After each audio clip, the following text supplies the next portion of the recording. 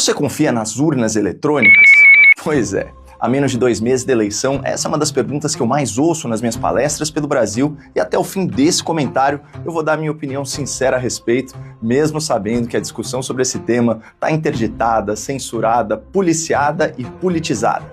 Mas antes, vamos ver o que a população e o Congresso pensam sobre o assunto. Afinal, em tese, segundo a nossa Constituição, todo o poder emana do povo que o exerce diretamente ou por meio de representantes eleitos.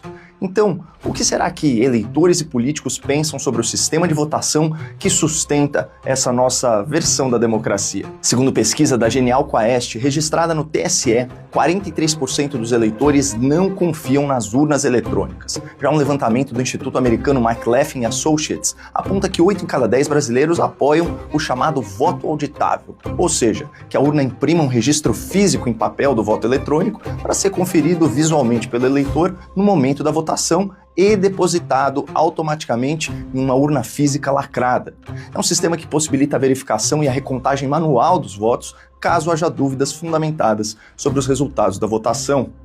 E esse modelo foi objeto de uma proposta de emenda à Constituição, a PEC 135 de 2019, apresentada ao Congresso pela doutora Bia Kicis e submetida à votação no plenário da Câmara em agosto de 2021. Infelizmente, à época, o debate público sobre o tema foi contaminado por confusão e desinformação, muito por causa das imprecisões e das insinuações nos discursos das próprias autoridades eleitorais. Um sistema que é auditável do primeiro ao último passo, as pessoas querem o voto impresso. É voltar no tempo, é criar um problema e sempre lembrando, fraude existia no tempo do voto do papel. O ex-presidente do TSE alegava, em tom alarmista, que o voto impresso configurava um retrocesso, uma volta ao passado, um convite à fraude e à quebra do sigilo do voto, levando muita gente a acreditar que o sistema proposto substituiria o voto eletrônico pela antiga cédula de papel e que a contagem dos votos seria lenta e trabalhosa porque seria realizada manualmente. Nada disso. O texto que foi à votação no Congresso mantinha o sistema ágil e amigável das urnas eletrônicas, acrescentando apenas que haveria registro impresso de cada voto depositado em uma urna lacrada para fins de auditoria, ou seja, de verificação, caso fossem levantadas suspeitas fundamentadas de erro na apuração dos resultados. Mas a narrativa da volta ao passado ganhou tração e o estrago já estava feito. Tanto que o Datafolha, em 2021, publicou uma pesquisa mostrando que 73% dos brasileiros defendiam que o país continuasse utilizando as urnas eletrônicas contra 23% que queriam a volta do sistema anterior, do voto manual em cédulas de papel, ao qual o Datafolha chamou de voto impresso. Mas como nós vimos, ninguém nunca defendeu esse retorno ao passado. A ideia sempre foi o registro impresso do voto eletrônico, aproveitando o que os dois modelos têm de melhor, a agilidade da votação digital com a segurança da auditoria manual. Ironicamente, o mesmo Grupo Folha reconheceu, numa matéria especial de junho de 2021, que de todas as democracias no mundo, só o Brasil, Bangladesh e Butão usam urna eletrônica sem comprovante do voto impresso.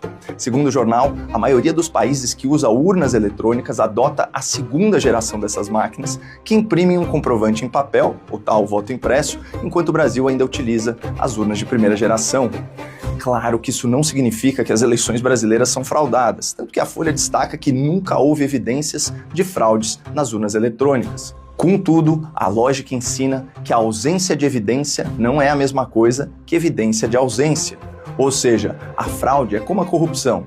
Não é porque ela não foi revelada que ela não exista ou possa existir. Por isso, sistemas, assim como instituições, devem ser sempre aprimorados. E ao contrário do que pregava o ex-presidente do TSE, o registro impresso do voto representaria um avanço, não um retrocesso. Porque, como vimos, o nosso sistema atual de votação está ultrapassado em relação ao resto do mundo. E a prova disso é que nenhum outro país está copiando o Brasil. Ninguém. Graças à tecnologia avançada, confiável, segura e auditável de nossas urnas eletrônicas. Isso sempre foi e continuará sendo motivo de orgulho nacional. Finalmente, é importante pontuar que a PEC do voto auditável, em 2021, conquistou a maioria dos votos dos deputados. Foram 229 votos favoráveis e 218 contrários. não foi o suficiente para aprovar uma emenda à Constituição, mas mostra que, entre aqueles representantes eleitos, a maior parte desejava aprimorar o sistema atual. O mais curioso é que uma década atrás, em 2015, o apoio da classe política às urnas de segunda geração era praticamente unânime. O registro impresso do voto eletrônico foi aprovado por 433 votos a 7, com 2 abstenções, e todos os partidos da esquerda à direita opinaram favoravelmente à medida.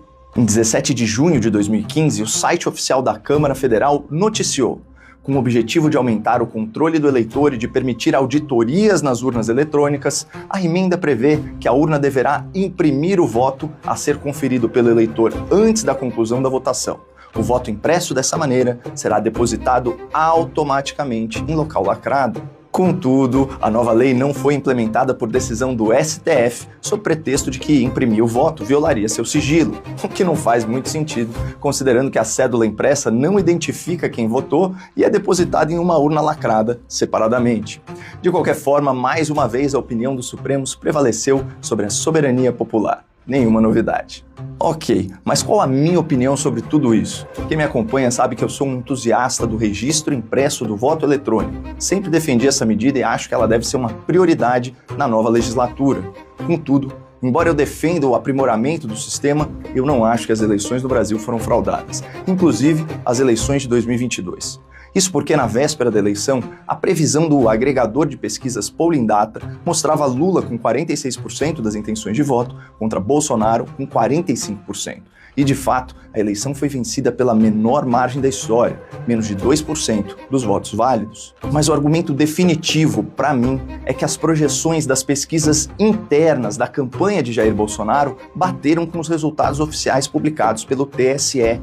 Isso eu ouvi pessoalmente de nomes importantes ligados ao ex-presidente. Gente que tinha todo o interesse do mundo na vitória de Jair Bolsonaro. Agora, sendo muito sincero, se eu acreditasse que as eleições no Brasil eram fraudadas e tudo não passa de um jogo de cartas marcadas, eu levantaria da mesa e me recusaria a jogar.